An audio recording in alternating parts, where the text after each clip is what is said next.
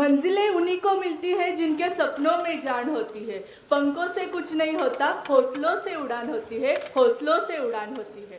हे प्रत्यक्षरित्या साध्य करणारे Indian forest officer Pranjal Chopde sir यांचे इथं आगमन झाले आहे. आपण सर्व टाळ्यांच्या गजरात सरांचे स्वागत करूया.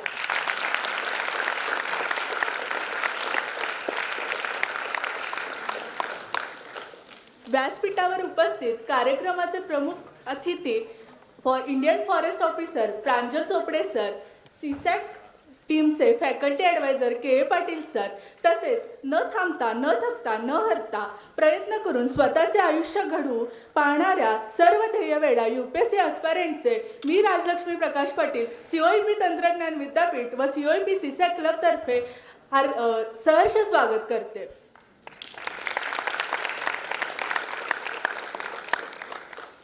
आपल्या भारतीय संस्कृतीमध्ये कोणत्याही चांगल्या कामाची सुरुवात ही दीप प्रज्वलनाने केली जाते. मी उपस्थित मान्यवरांना विनंती करते की त्यांनी दीप प्रज्वलन व सरस्वती पूजन करावे.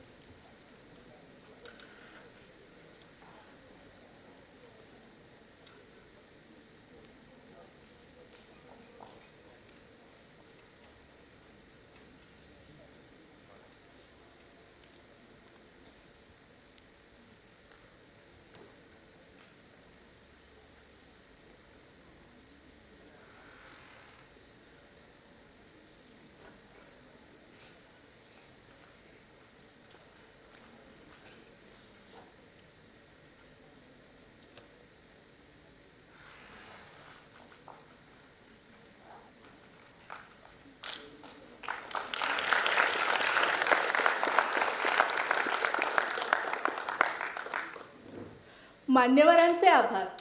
सरस्वतीचे माहेरघर असलेल्या आपल्या COEP विद्यापीठाची महती सांगणारे COEP गीत सादर करण्यासाठी मी टेक्निकल टीमला विनंती करते. अंतरात दाटते चित्रतेच देखणे, शारदे तुझ्या कृपे चित्रतेच रेखणे, अहंतेस स्पर्श दे विनय पूर्ण लाघवी, मम यशात वाढते ती तुझीच थोरवी, ती तुझीच थोरवी. येथे परंपरेचा अभिमान व्यर्थ नाही, सामर्थ्य सत्य जिद्दा कोणास वंद्य नाही, कोणास वंद्य नाही. आजचे अंकुर उद्याच्या आसमंती सूर्य होती, प्रार्थनाची शिवधनुष्ये राम इथले ध्वस्त करीती, ज्ञान येथे सर्जनाची कास धरिते निर्मिताना, माणसाला माणसाचे भान आहे चालताना, भान आहे चालताना. विश्वस्त झेप आहे येथे कलंदराची, सृजनात धुंद होणे येथे अतर्क्य नाही, येथे अतर्क्य नाही. पंथ आहे नेहमीचा गुरुवंतांच्या बळाचा, पालकांची थाप आहे विनय ही निश्राप आहे. या आशा या सर्जनांचा माणसाच्या गौरवाचा स्रोत हा निर्व्याज आहे, दश दिशांना गाज आहे, दश दिशांना गाज आहे. उद्देश जिंकण्याचा येथे अजिंक्य आहे, मधुकोश निर्मितीचा याहून रम्य नाही, याहून रम्य नाही. येथे परंपरेचा अभिमान व्यर्थ नाही, सामर्थ्य सत्य जिद्द कोणास वंद्य नाही, कोणास वंद्य नाही, कोणास वंद्य नाही.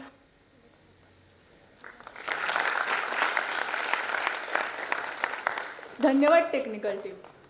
COEPला यशवंत आणि प्रतिभावंत अधिकारी घडवण्याचा वारसा लाभला आहे.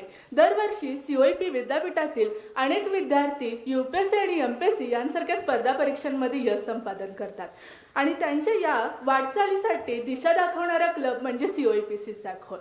आणि आज COEP CSACचा शैक्षणिक वर्ष 2023-24चा उद्घाटन समारोह.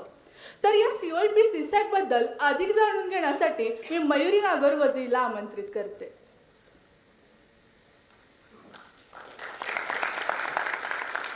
A warm welcome to all the inductees who are going to be part of Civil Services Aspirants Club, our CSAC. Our college have had the legacy of building not only globally competent engineers, but engineers who have become excellent officers and civil servants. The legacy of these toppers in civil services examination was given a platform by the initiative of Mahesh Bhagwat sir, an IPS officer himself, through formation of CSAC. Now let us understand better what exactly we all do as a club. Through the club, we are trying to build an ecosystem which keeps you connected to toppers of our college who cleared various competitive exams. With the toppers talk,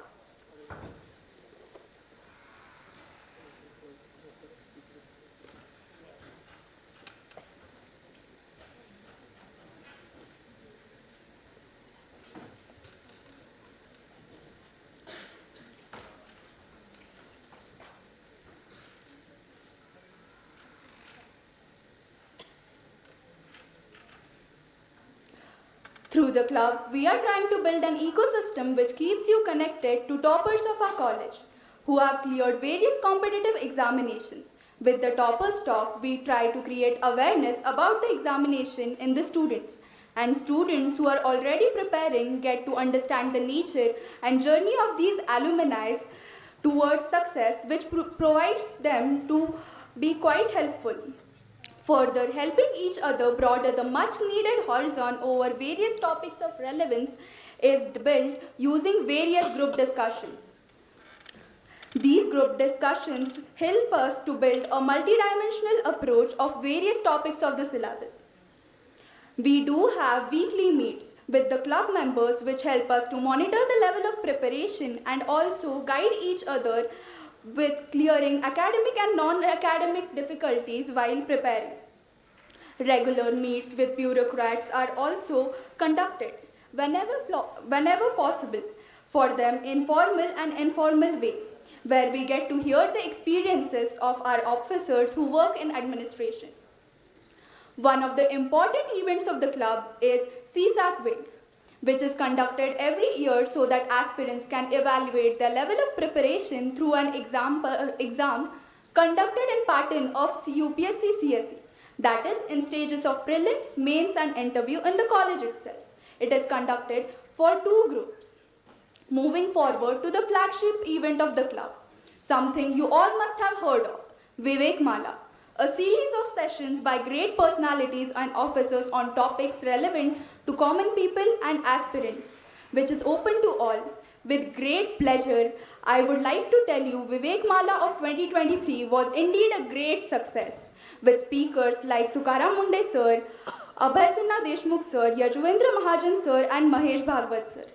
All these activities of the club are coordinated through a core team of second years and a TY core team of heads, along with the secretary and a continuous guidance from our ex-core seniors. In this slide, next slide please. This is our core team for academic year 2023-2024. In this slide, next slide please. In this slide, you can see the achievements of our alumni who cleared UPSC CSE 2022 and UPSC Indian Forest Services 2022 with flying colors. I can very proudly say to have one of the toppers, Pranjal sir, among us as our chief guest today.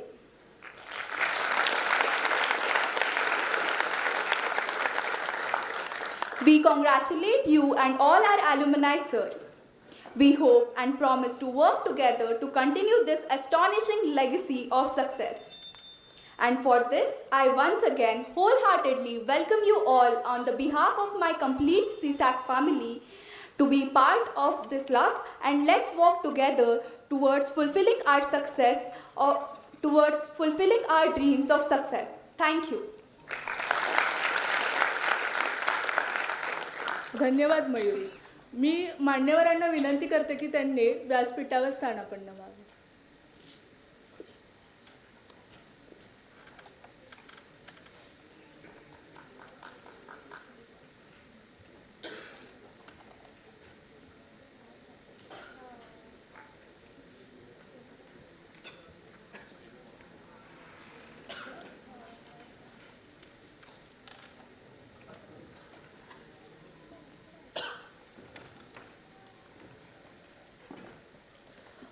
Me COEP CSAC क्लबचे faculty adviser K Patil sir यांना विनंती करते की त्यांनी आपले मनोगत व्यक्त करावे. के पाटील सर.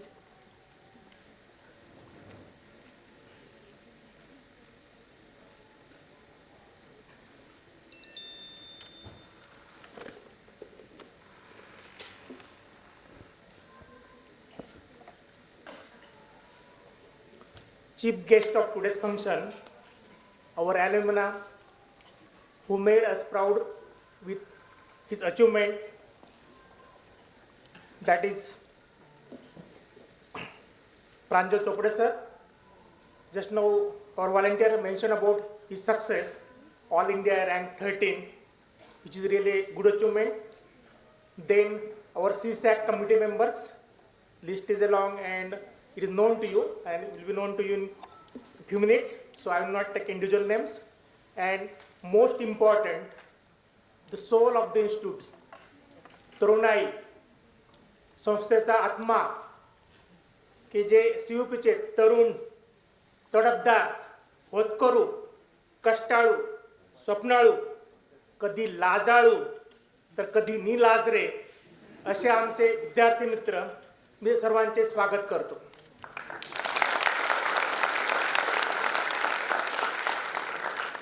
मी पहिल्यांदा अथर्वला विचारलं की probably the medium of instruction will be English. He told that English, Hindi, Marathi mix will be there, and the feelings can be expressed in better way in mother tongue. At least 80% students may be knowing Marathi in good way, and if not, they should learn their art, because at least for 3-4 years you will be in COP campus, and that too in Pune. So my Marathi you should learn, even though it belongs to the other state or your mother tongue may be other language. Okay.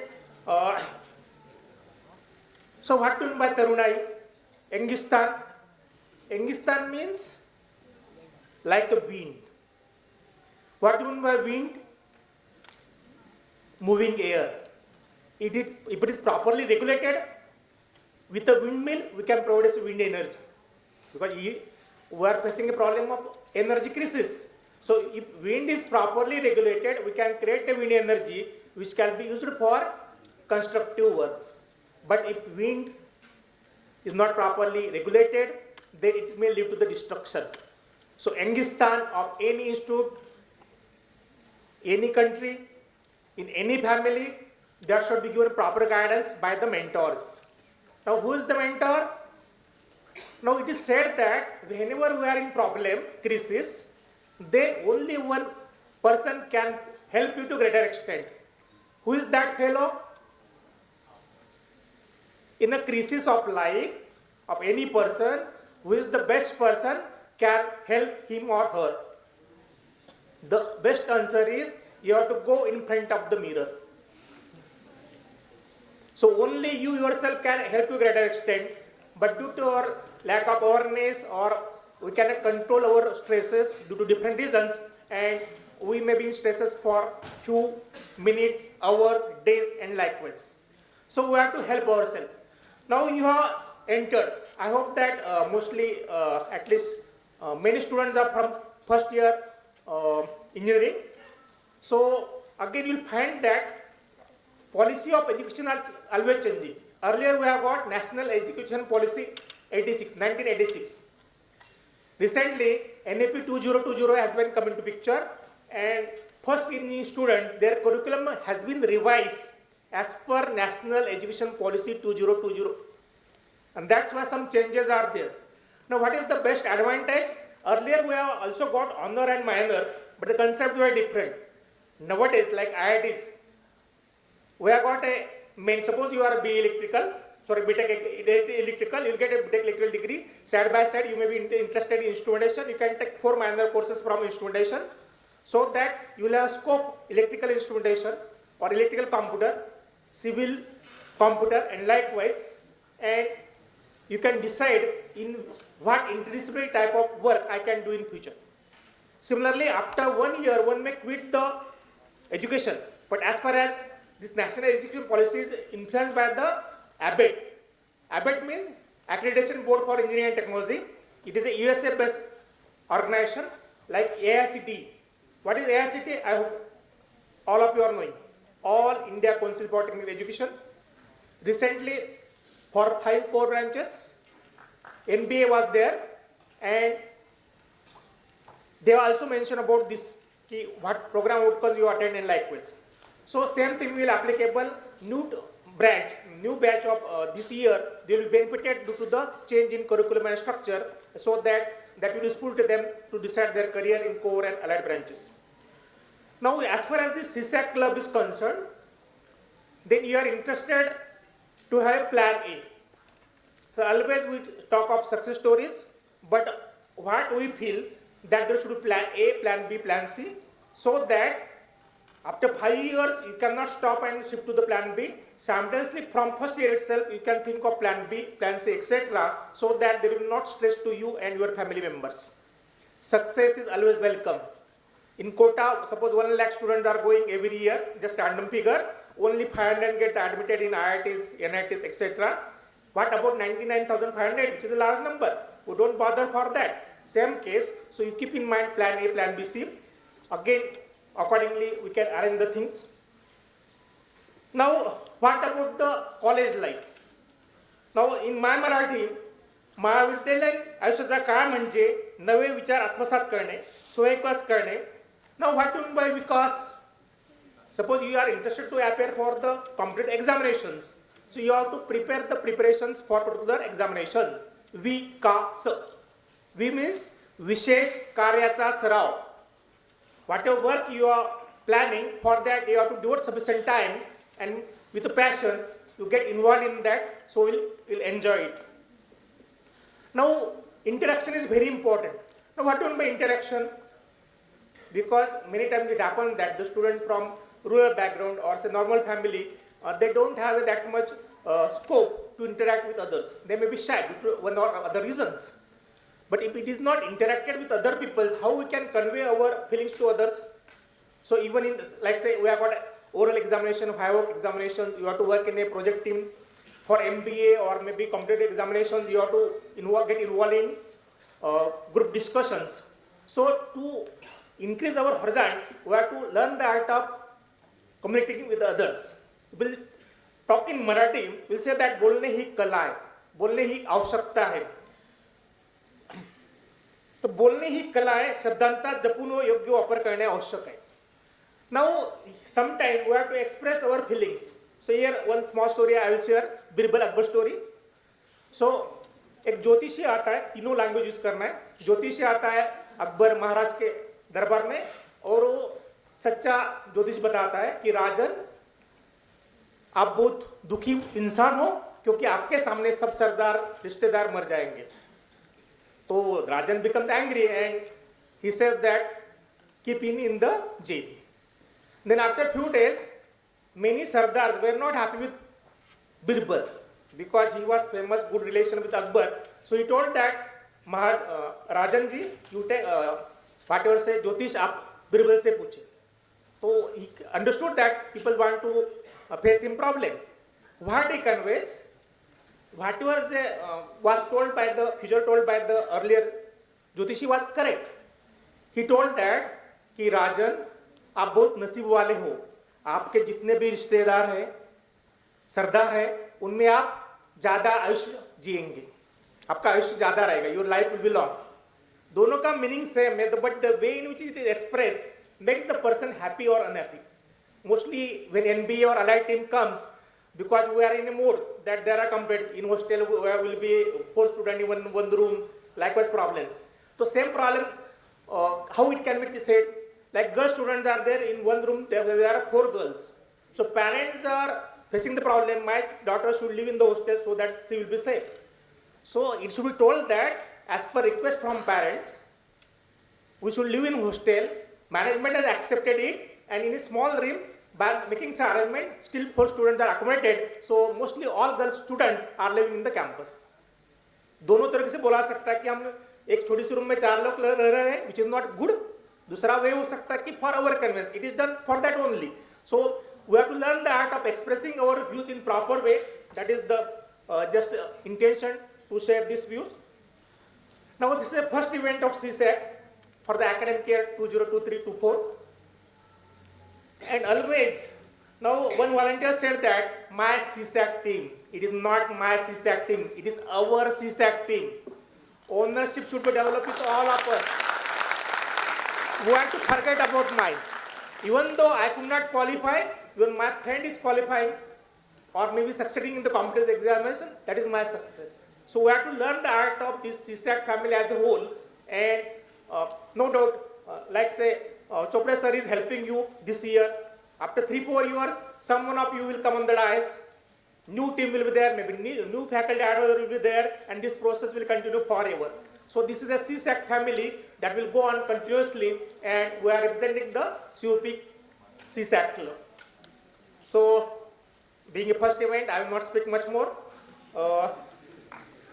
This is the first event of the academic year 2023-24, and you are eager to listen the Engineer Pranjal Chopra sir. So I will stop here, but wish you all the best for all CSAC activities. Jai Hind, Jai Maharashtra, Jai COP, Jai CSAC.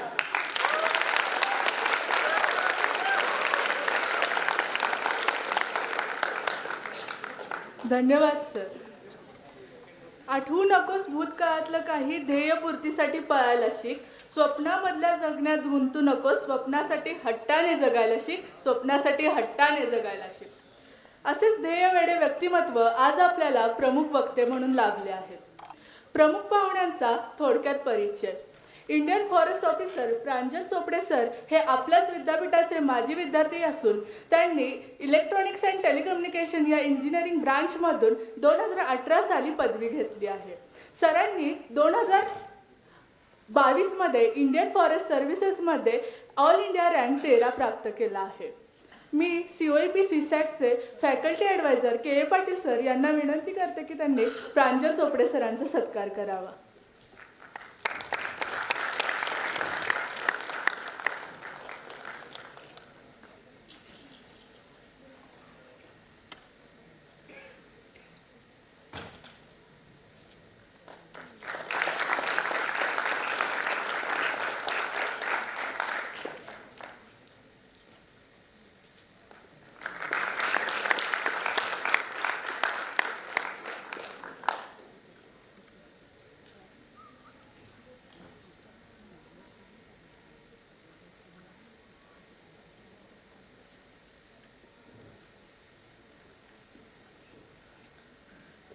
ज्या क्षणाची आपण आतुरतेने वाट पाहत आहोत तो क्षण आता आला आहे. मी प्रांजल चोपडे सरांना विनंती करते की त्यांनी आपला इंजिनिअरिंग ते सिव्हिल सर्व्हिसेस पर्यंतचा प्रवास विद्यार्थ्यांसमोर उलगडावा. प्रांजल Chopde.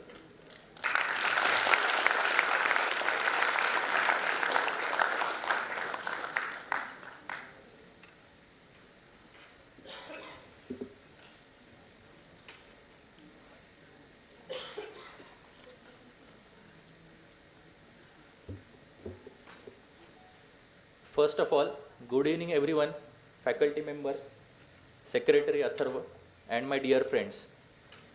I am Pranjal Chopde. I got AR 13 in UPSC IFS exam 2022. पहिली गोष्ट मला आठवते की मी या पोडियमवरती कधी भाषण केलं लास्टली ते मी 8व्या वेळेस प्रयत्न केला त्यावेळेस मला आठवलं की मी 4th इयरला होतो. इलेक्शनचं कॅम्पेनिंग होतं, मी कॅन्डिडेट होतो GSचा. त्या दरम्यान लास्टली मी या पोडियमवरती उभं राहून इथे भाषण केलं होतं सगळ्यांसमोर. So it feels good to be on other side of podium once again.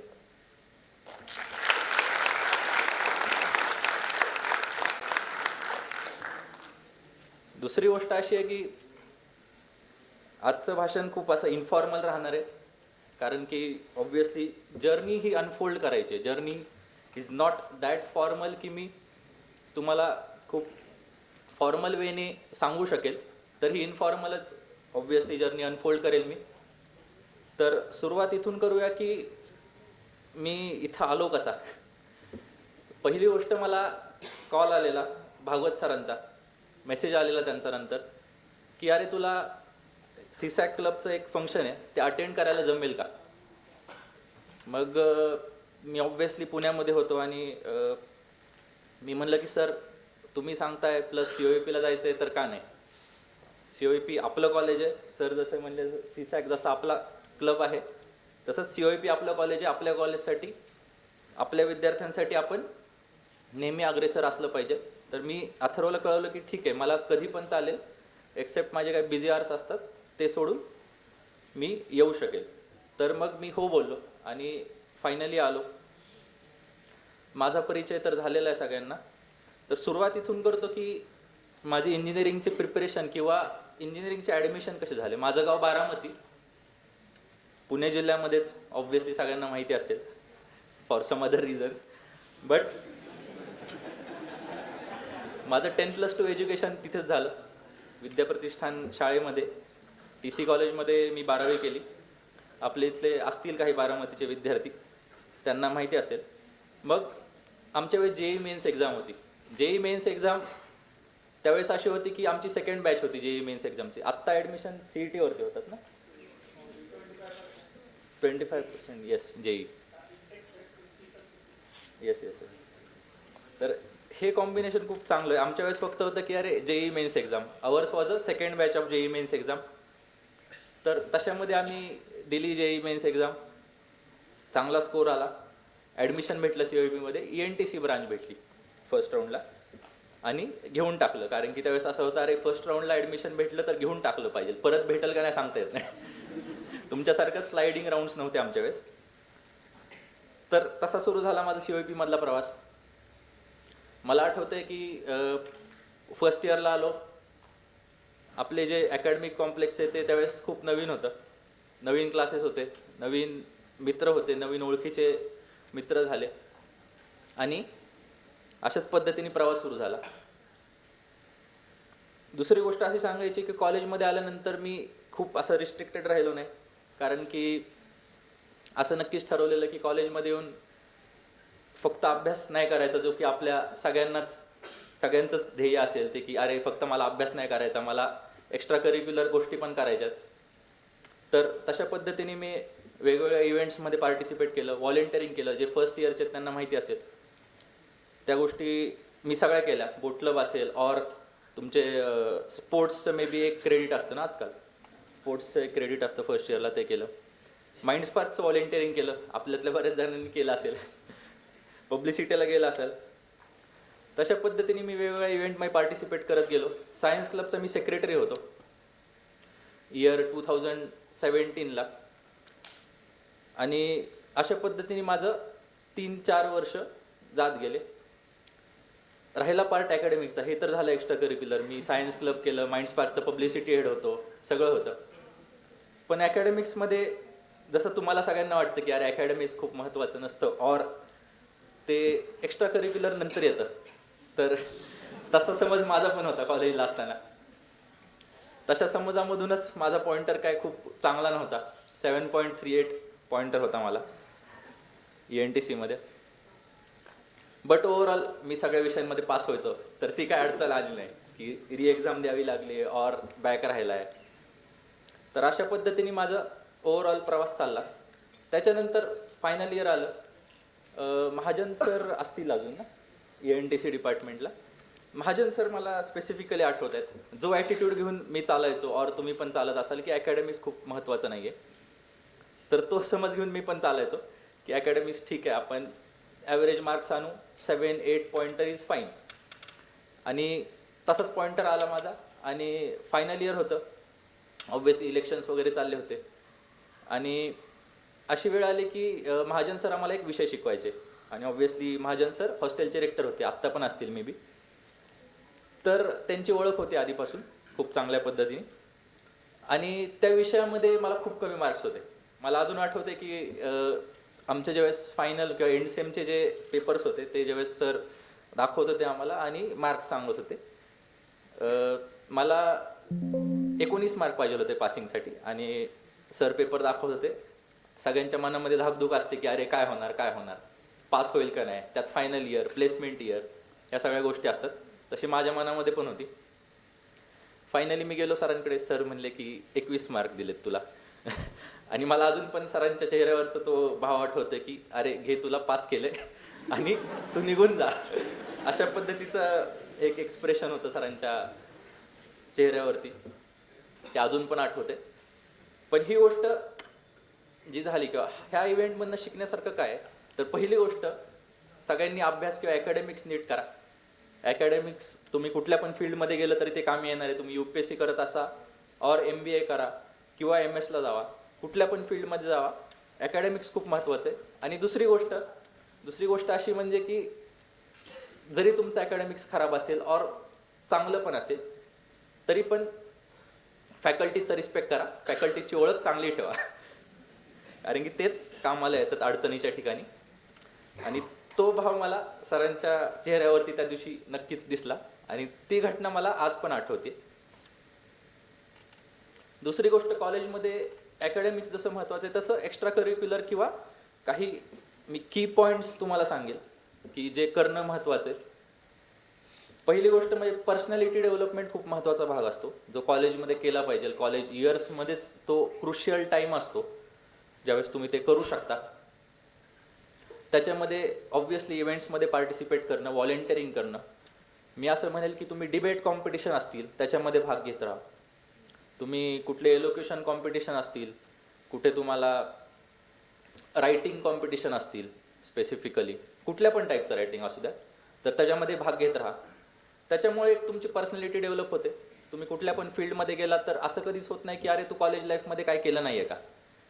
तुम्ही कॉलेजमध्ये खूप जास्त गोष्टी केलेल्या असतात, ते तुम्हाला ओव्हरऑल हेल्प करतात आणि तुमचं इम्प्रेशन बनतं, not only in UPSC interview but in other fields असतो. तुम्हाला MBA ॲडमिशन घ्यायचं असेल तरी पण तुमचे बाकीच्या गोष्टी बघितल्या जातात, इंटरव्ह्यू असतो त्याचा पण. तर ते मी सांगेल. पुढच्या गोष्टीकडे वळूया, ते म्हणजे मी UPSC प्रिपरेशन स्टार्ट कसं केलं. हे झालं कॉलेजमध्ये मी अकॅडमिक्स केलं, रिसर्च पेपर पब्लिश केला, BTech प्रोजेक्ट चांगले केले और पॉइंटर ॲव्हरेज होता किंवा एक्स्ट्रा करिक्युलर ॲक्टिव्हिटीज XYZ या गोष्टी केल्या. पण UPSC प्रिपरेशन कसं स्टार्ट केलं, तर बऱ्याच वेळा आपल्या इथल्या विद्यार्थ्यांचा असा समज असतो की UPSC प्रिपरेशन करायचं आहे, मग मी बाकीच्या कुठल्याच गोष्टी ट्राय नाही केल्या पाहिजेत किंवा खूप रिस्ट्रिक्टेड राहिलं पाहिजे. हे थोडं म्हणजे नॉन कन्व्हेन्शनल मी तुम्हाला सल्ला देईल. पण मी असे म्हणेल की तुम्ही बाकीच्या गोष्टी ट्राय करून बघा, ट्राय करण्यात काय हरकत आहे. माझा पण अप्रोच तोच होता की मी म्हणलं की ठीक आहे, आपण 1 वर्ष जॉब करून बघू, लेट्स सी की हाऊ इट फील्स, काय हरकत आहे, 1 वर्षच जाईल मॅक्सिमम. तर मी जॉब केला, प्लेसमेंट झालेली माझी विप्रोमध्ये आणि मग मी बँगलोरला होतो काही महिने, नंतर पुण्यामध्ये जॉब केला. 1 वर्ष मी जॉब केला. जॉब केल्यानंतर मला असं समजलं की ठीक आहे, आपण बाकीचे फील्ड्स एक्सप्लोअर करू शकतो. तर बाकीचे फील्ड्स एक्सप्लोअर करायचे म्हणजे रेग्युलर जॉब न करणे. MBA केलं तरी रेग्युलर जॉब होऊन जातो प्रायव्हेट सेक्टरमध्ये. तुम्ही MS केलं तरी बाहेरच्या देशामध्ये जाऊन जॉब कराल. तर म्हणलं की ठीक आहे, आपण गव्हर्नमेंट जॉबचा विचार करू आणि त्यातून आलं मग UPSC जर्नी अशी माझी स्टार्ट झाली. त्याच दरम्यान असं झालेलं की माझा एक कझिन आहे, त्याचं सिलेक्शन झालेलं MPSC थ्रू डेप्युटी CEO पदावरती. आणि ते एक फॅमिलीमध्ये वातावरण होतं की अरे ठीक आहे, प्रिपरेशन तू पण करू शकतो, भावानी पण केले असं. तर त्यांनी पण सल्ला दिला की ठीक आहे, करू शकतो प्रिपरेशन. आणि तो पण त्या दरम्यान करत होता प्रिपरेशन. त्याच दरम्यान असं होतं की माझी ॲक्च्युली जॉईंट फॅमिली आहे, ते सांगायचं विसरलो मी. खूप ट्रॅडिशनल जॉईंट फॅमिली बारामतीमध्ये. तर जॉईंट फॅमिलीमध्ये कसं असतं की डिसिजन घ्यायचा असेल की सगळ्या लोकांचा ओपिनियन घेतला जातो, सगळे लोक ओपिनियन देतात. ते माझ्या फॅमिलीमध्ये खूप चांगलं घडतं. माझे काका डॉक्टर आहेत, वडील साखर कारखान्यामध्ये केमिस्ट होते. जर कुणाला बारामतीचं माहीत असेल तर माळेगाव सहकारी साखर कारखान्यामध्ये केमिस्ट होते माझे वडील. ते आता जस्ट रिटायर झाले ह्या मेमध्ये. तर असे डिसिजन हे 2 किंवा 3 व्यक्तींनी घेतले तर ते जास्त बॅलन्स्ड राहतात, असं माझा अनुभव आहे. तर तसाच माझ्या बाबतीत पण डिसिजन झाला की ठीक आहे प्रांजल बाबा, तू UPSC कर. आता UPSC करायचं म्हणजे काय काय ठरवावं लागेल. तर UPSC प्रिपरेशन कसं करायचं, म्हणजे क्लास लावायचा का नाही, किती वर्ष देणार, किती वर्षानंतर थांबणार, प्लॅन B और C जे सर म्हणले तशा गोष्टींचा विचार झाला. आणि फायनली माझं ठरलं की आपण 4 ते 5 वर्ष देऊ शकतो. त्या दरम्यान माझा अजून एक कझिन आहे, त्याचं नाव पार्थ आहे. तो VJTI मध्ये शिकला होता आणि तो जॉब करत होता. तर तो फॅमिली बॅकअप खूप चांगला अवेलेबल होता मला, माझ्या कझिनचा, माझ्या टोटली फॅमिलीचा. आणि तोच प्रिपरेशनमध्ये मला एक ड्रायव्हिंग फोर्स म्हणून यूज करता आला. त्यासोबत दुसरी एक गोष्ट असते की आपल्यातले बरेच लोक रुरल बॅकग्राऊंडमधून आलेले असतात, और अर्बन असले तरी फायनान्शियल कंडिशन आपण बरेचसे मिडल क्लास असतो. मी पण मिडल क्लास फॅमिलीमधला आहे. तर काही लोक मिडल क्लास फॅमिलीमधले असतात. तर अशा वेळेस असा प्रश्न उभा राहतो आपल्यासमोर की प्रिपरेशनचे वर्ष वाढत गेले की फायनान्शियल सपोर्ट कोण करणार. फायनान्शियल सपोर्ट खूप महत्त्वाचं आहे या प्रिपरेशनमध्ये. तुम्हाला आजकालच्या फीज माहिती असतील किती असतात क्लासेसच्या फीज. तुम्ही प्रिलिम क्लिअर झाला, तुम्हाला टेस्ट सिरीज वगैरे जॉईन करावं लागतात मेन्ससाठी.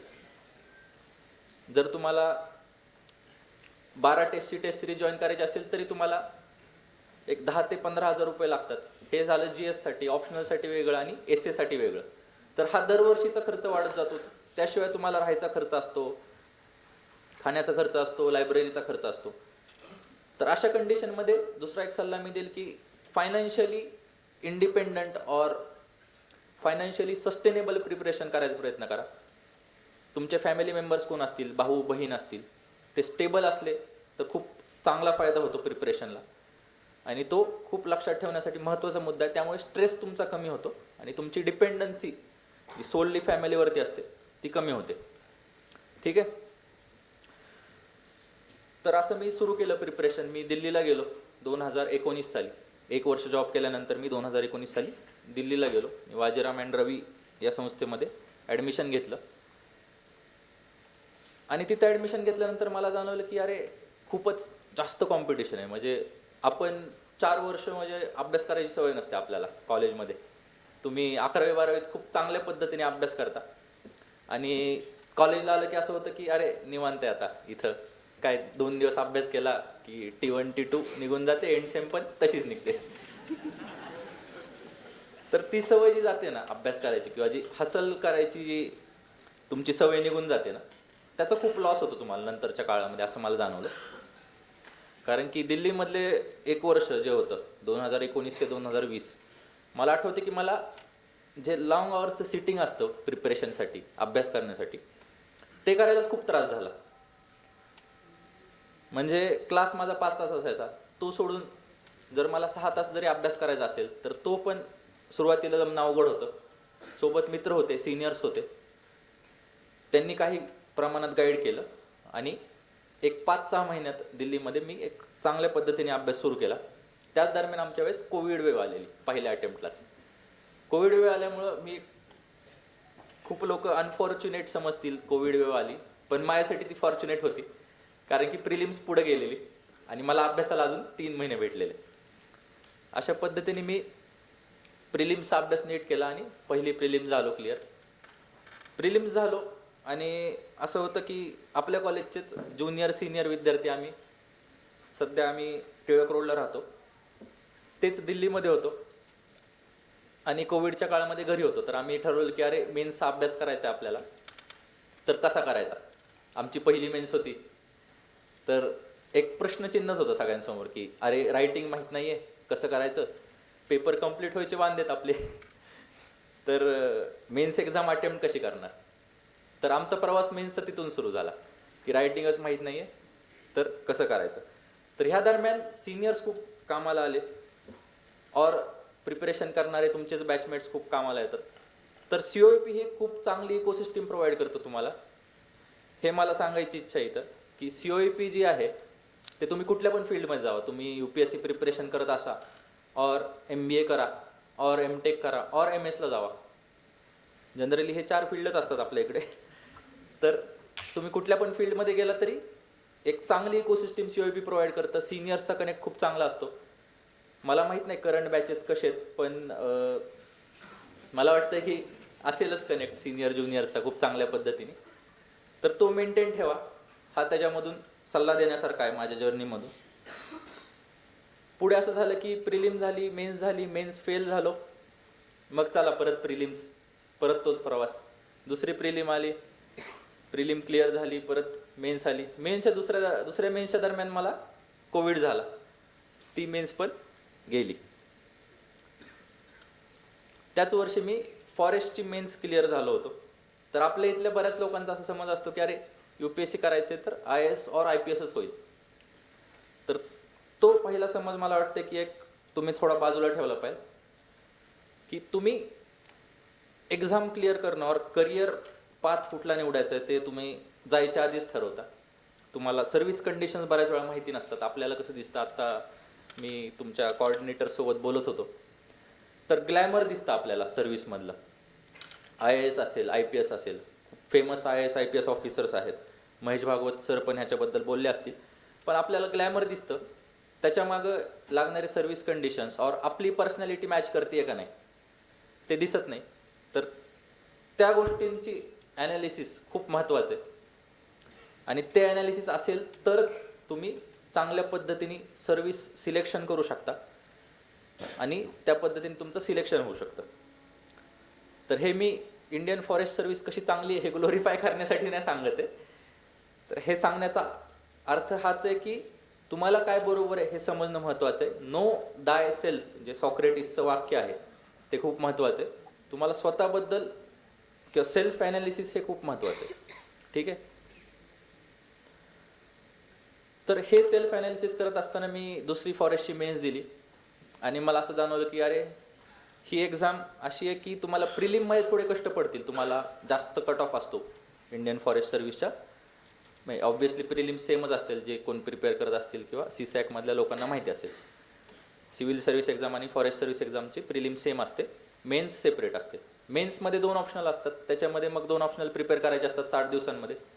ते मी करायला सुरुवात केली, आणि मला असं जाणवलं की ठीक आहे, इथे प्रिलिम्सचा कट ऑफ जास्त असल्यामुळे फायनल कॉम्पिटिशन जास्त नसते. सगळ्यांना 60 दिवस भेटतात, खूप जास्त वर्ष प्रिपेअर करणारे लोक नसतात त्याच्यामध्ये.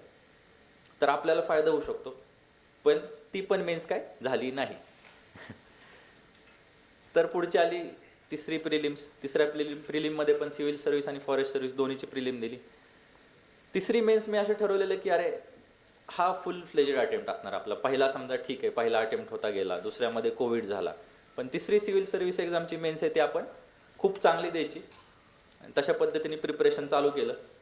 खूप जास्त टेस्ट सिरीज सॉल्व केल्या, खूप जास्त आन्सर रायटिंग केलं, खूप जास्त वाचलं, खूप व्हॅल्यू ॲडिशन केलं. मेन्स एक्झाम झाली सप्टेंबरमध्ये. डिसेंबर 6 मला अजून आठवते, डिसेंबर 6 2022ला रिझल्ट आला, आणि तो पण डिवास्टेटिंग रिझल्ट होता. म्हणजे माझी मेन्स काही क्लिअर झाली नव्हती तिसऱ्यांदा पण. मग फॉरेस्ट सर्व्हिस मेन्सचा रिझल्ट लागला, तो असा अनएक्सपेक्टेडली 23 डिसेंबरला लागला, आणि फॉरेस्ट सर्व्हिस मेन्सची एक्झाम मी क्लिअर झालो होतो. आणि ऑब्व्हियसली त्याचे मार्क्स माहीत नव्हते, तर असं होतं की ठीक आहे ॲटलिस्ट बाबा इंटरव्ह्यूला तरी पोहोचला, UPSC पॅनल मी समोर तू जाऊ शकतो, एवढं तरी कॉन्फिडन्स आला होता. आणि मग इंटरव्ह्यूची डेट सबसिक्वेंटली आली पुढच्या प्रिलिम्स नंतर, म्हणजे 8 जून 2023ला माझा इंटरव्ह्यू होता. तर या प्रिपरेशन दरम्यान असं मला जाणवलं की अरे हे जे मी तुम्हाला प्रॉब्लेम सांगितले की अकॅडमिक्स महत्त्वाचं आहे, ते पहिली प्रायोरिटी असली पाहिजे. त्याच्यानंतर तुमची एक्स्ट्रा करिक्युलर पण महत्त्वाचं आहे. ती पण दुसरी प्रायोरिटी असली पाहिजे. पर्सनॅलिटी डेव्हलपमेंट पण केली पाहिजे. तुम्हाला स्पीकिंग पण खूप चांगलं असलं पाहिजे. ह्या गोष्टी इंटरव्ह्यू प्रिपरेशन दरम्यान जाणवल्या आणि ते जाणवल्यानंतर खूप टाइम भेटल्यामुळे मी त्या गोष्टी करू शकलो 5-6 महिन्यांमध्ये. इंटरव्ह्यू माझा 8 जूनला होता. नागराज मॅडमचा पॅनल होता. नागराज मॅडमचा पॅनल ज्यांना माहीत असेल तर तो असा पॅनल आहे की सगळ्यांना माहीत असते की नागराज मॅडम खूप खराब मार्क देतात. तर ती भीती एक मनामध्ये होती आणि ती गोष्ट आपल्याला इंटरव्ह्यूला जायच्या आधी एक 10-15 मिनिटं आधी समजते की अरे कुठला पॅनल आहे. मग चला म्हणलं की आपण जाऊ आता इंटरव्ह्यूला, जसा आहे तसा आहे. गेलो इंटरव्ह्यूला, मॅडम समोर बसलो आणि पहिलाच प्रश्न असा होता की you seem to be a thoughtful person, do you prefer action or thinking. असा बाउन्सर प्रश्न आल्यावर आपण प्रिपेअर केलेलं असतं, अरे COEP कुठल्या वर्षी स्थापन झालं काय विचार करावा लागतो अशा वेळेस. तर मी एक 5 ते 10 सेकंद वेळ घेतला आणि असा वेळ घेतल्यानंतर मॅडम अशा वरती घड्याळाकडे बघत होत्या. म्हणलं अरे आपण जास्त टाइमपास करतोय, घाण इम्प्रेशन पडते आपलं, तर आपण लवकर उरकू. मॅडमला म्हणलं की ma'am both things are important, I prefer both. Ma'am म्हणल्या tell me one example where you did both thinking and action. अरे म्हणलं आपणच आपल्या ह्याच्यात फसत चाललोय. पण अशा वेळेस कॉलेज आठवतं, कॉलेजमध्ये केलेल्या गोष्टी आठवतात. तर मी कॉलेजमध्ये पब्लिसिटी हेड होतो माइंडस्पार्कमध्ये. तर त्यावेळेस एक registration system, online registration system जी आत्ता पण असेल, ती खूप चांगल्या पद्धतीने आम्ही डिझाईन केलेली आणि ती वर्क झालेली त्या वर्षी. तर त्याच्याबद्दल सांगितलं. तर मला असं वाटलं की अरे आपण खूप चांगलं सांगितलं, आपल्या एकदम सिक्सर मारलेलं आहे आणि आता आपल्याला चांगलं इम्प्रेशन पडलं असणार. त्याच्या पुढचा प्रश्न असा मॅडमचा होता की मग तुला असं म्हणायचंय का की करप्शन व्हायचं कॉलेजमध्ये म्हणून तू ऑनलाईन सिस्टीम काढली. अरे म्हणलं हे काय चाललंय, आपण एक उत्तर देतो आणि पुढचा प्रश्न असा ट्रिकी होत चाललाय. पण त्या प्रश्नाचं पण मी उत्तर खूप बॅलन्स्ड वेने दिलं. मॅडमला म्हणलं मी कधीच ऑब्व्हियसली फर्स्ट इयर स्टुडंट्सचा मॅलिफाईड इंटेंट नाही घेणार. 18 वर्षाचे मुलं असतात, विद्यार्थी असतात, त्यांनी कुठली रिसीट भरताना काही प्रॉब्लेम येऊ शकतात, त्यामुळे ऑनलाईन सिस्टीम जास्त प्रेफर करण्याचा प्रयत्न केला आम्ही. तर अशा पद्धतीने कॉलेजमध्ये केलेल्या एक्स्ट्रा करिक्युलर ॲक्टिव्हिटीजचा मला फायदा झाला असं मला वाटतं आणि ते सगळ्यांनी केलं पाहिजे. ह्या गोष्टी तुम्ही प्रिपेअर नाही केल्या तरी ज्यावेळेस तुम्हाला अडचण येते किंवा ज्यावेळेस तुम्हाला इम्प्रॉम्प्टू क्वेश्चन्स येतात, ज्यावेळेस इंटरव्ह्यूमध्ये ओपिनियन बेस्ड क्वेश्चन्स येतात, त्यावेळेस ह्या गोष्टी तुम्हाला नक्कीच कामाला येतात असं मला वाटतं. ठीक आहे. तर इंटरव्ह्यू झाला. इंटरव्ह्यूमध्ये खूप बाउन्सर प्रश्न होते. जसा मी NTC मध्ये माझं 7.38 पॉईंटर आहे. अकॅडमिक्स काय खूप चांगलं नाही आहे माझं, ॲव्हरेज स्टुडंट होतो मी. ऑब्व्हियसली पास व्हायचो पण ठीक आहे. तर अकॅडमिक्स खूप चांगलं नसल्यामुळे असं झालं की मला खूप त्यांनी NTC रिलेटेड पण प्रश्न विचारले. अरे चिप मॅन्युफॅक्चरिंगबद्दल तुला काय काय माहिती आहे, रिसेंटली कुठल्या कंपनीज इन्वॉल्ड आहेत, कुठल्या टेक्नॉलॉजीपर्यंत आपण पोचलेलो आहे, इंडियामध्ये काय स्टेटस आहे, अशा गोष्टी विचारण्यात आल्या मला. तर मला असं वाटलं की अरे ह्यातल्या काहीच गोष्टी आपल्याला माहिती आहेत, कंपनी सांगू शकतो आपण, समजा 5G बद्दल सांगू शकतो, अशा गोष्टी झाल्या. पण असा खूप ॲव्हरेज इंटरव्ह्यू वाटला मला. पहिलाच UPSC इंटरव्ह्यू होता आणि मी इंटरव्ह्यू हॉलमधून बाहेर आलो. आपल्याच कॉलेजचे माझे ज्युनियर लोकेश पाटील सर, जे ICLS मध्ये आहेत, ते थांबलेले माझ्यासाठी की अरे प्रांजल कसा झाला इंटरव्ह्यू. मी एकदम खाली मान करून म्हणलं अरे लोकेश काय बरोबर नाही झाला, मला तर वाटतंय की खूप चांगलं लक असेल माझं, खूपच वेगळं काहीतरी घडलं तर मला 170-180 मार्क पडतील, नाहीतर तर सोडून द्यायचं अटेम्प्ट असं वाटतंय. म्हणलं ठीक आहे. मग आम्ही महाराष्ट्र भवनला गेलो. तिथून म्हणलं जाऊ दे, जसा गेलाय तसा गेलाय इंटरव्ह्यू, नाश्ता चांगला करू.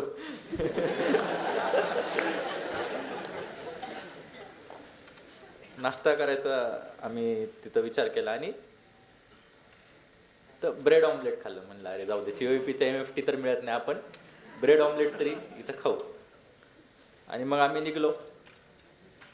म्हणलं जाऊ दे, कसा झाला इंटरव्ह्यू ते विसरू. मग दिल्लीतनं निघलो. मी आलो पुण्याला, रूममेट्सला भेटलो. इथं मग अशी आशिष पाटील सरांचा पण फोटो लावलेला, ते माझे रूममेट आहेत, तो माझा ज्युनियर आहे. तर ते भेटले सगळे इथं रूमवरती. ते म्हणले अरे काही नसतं, असंच असतं इंटरव्ह्यू, आपल्यालाच कळत नाही काय होतंय. सेल्फ ॲनालिसिस जो मी बोललो तो नसतो, त्यामुळे आपला अंदाज चुकतो बऱ्याच वेळा.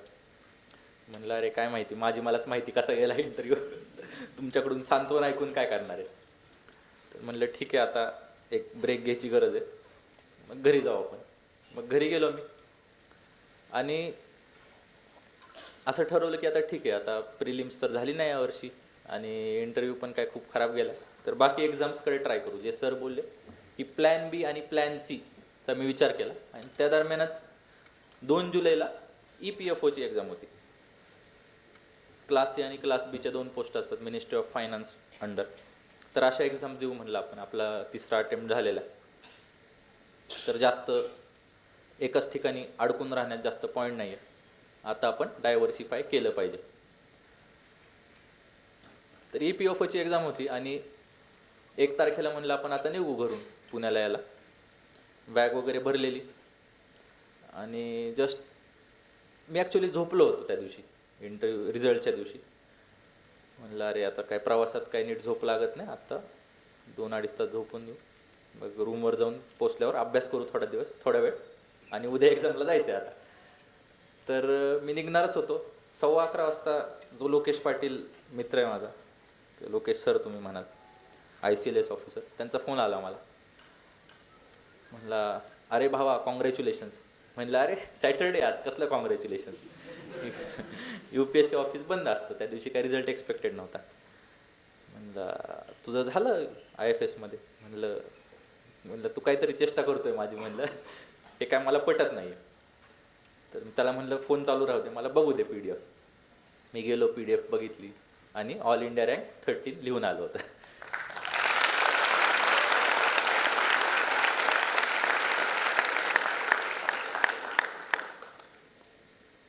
तर रिझल्टचा दिवस हा मी म्हणेल की वन ऑफ द बेस्ट दिवस असतो तुमच्या लाईफमधला. असा खूप टर्निंग पॉईंट असतो. मी आधी असं कसं एक्सपेक्ट पण केलं नव्हतं की मी इथे येऊन पोडियमवरती तुमच्यासोबत बोलेल. मला तर वाटलेलं की अरे ठीक आहे, आपलं इलेक्शन कॅम्पेनिंगचं जे होतं तेच लास्ट भाषण राहील COEPतलं, त्यानंतर आपली जर्नी चालू राहील. ठीक आहे, हा खूप टर्निंग पॉईंट असतो तुमच्यासाठी पण, तुमच्या फॅमिलीसाठी पण, आणि ती एक पॉवर देऊन जातो तुम्हाला पुढचे चॅलेंजेस हँडल करण्यासाठी.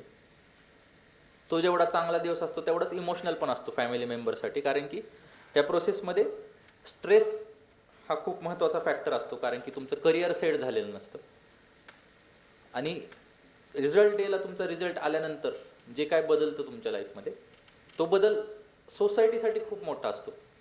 पण मला असं वाटतं की तुम्ही प्रिपरेशन करणाऱ्यांनी किंवा तुम्ही जे ॲस्पायरंट्स आहात त्यांनी, मी जसं मगाशी बोलताना पण सांगितलं की सर्व्हिस म्हणजे एक जॉब आहे असं समजून करा.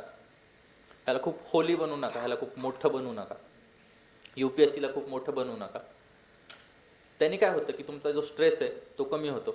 दुसरी गोष्ट अशी आहे की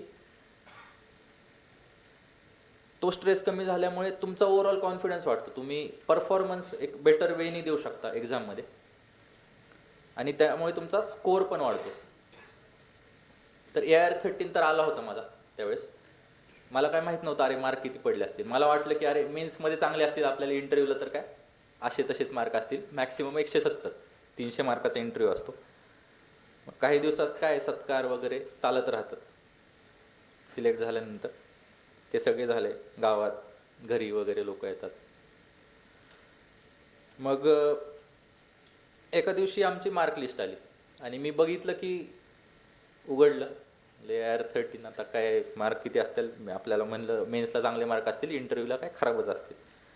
उघडली लिस्ट, बघितलं तर इंटरव्ह्यूमध्ये 200 मार्क होते. अरे बापरे, म्हणलं कसं काय हा प्रश्न पडतो.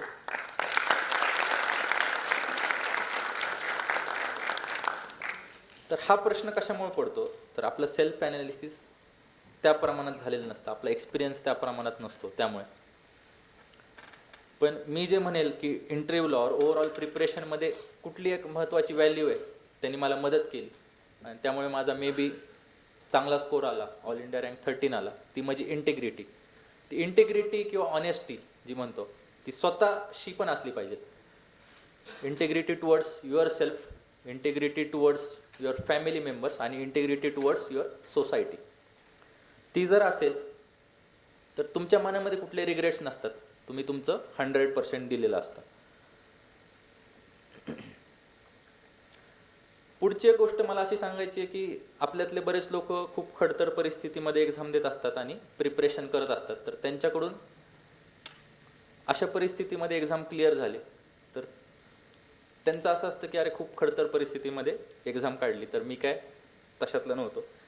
मी मिडल क्लास फॅमिलीमधल्या फायनान्शियली साऊंड कंडिशन्स होत्या, त्यामुळे मी खूप चांगल्या पद्धतीने प्रिपरेशन करू शकलो. फॅमिलीचा बॅकअप होता मला खूप चांगल्या पद्धतीचा, त्यामुळे मी करू शकतो. त्या गोष्टीमुळं मी असं कधीच म्हणणार नाही की फक्त माझ्या एफर्ट्सवरतीच माझी पोस्ट और एक्झाम क्लिअर झाली आहे. मी स्वतःला खूप फॉर्च्युनेट समजतो की ह्या सगळ्या कंडिशन जुळून आल्या. त्याचसोबत प्रिपरेशनमध्ये पण काही गोष्टी जुळून याव्या लागतात, लक जुळून यावं लागतं, त्यावेळेस तुमचं सिलेक्शन होतं. तर मी स्वतःला फॉर्च्युनेट समजतो. त्याच्यानंतर मी काही मिस्टेक्स केल्या होत्या प्रिपरेशनमधल्या असं मला वाटतं. त्या मी आत्ता सांगितल्या पाहिजेत, कारण की तुम्ही जस्ट स्टार्ट करत असाल प्रिपरेशन, काही गोष्टी तुमच्या फायनलाइज नसतील झालेल्या, तर ते सांगणं गरजेचं वाटतं. तर त्यातली पहिली गोष्ट म्हणजे डिसिजन्स जे असतात ना लाईफमधले, ते खूप टर्निंग पॉईंट असतात लाईफमधले. ते चांगल्या पद्धतीने घ्या. तुमच्या स्ट्रेंथ आणि विकनेसचं ॲनालिसिस करून डिसिजन घ्या.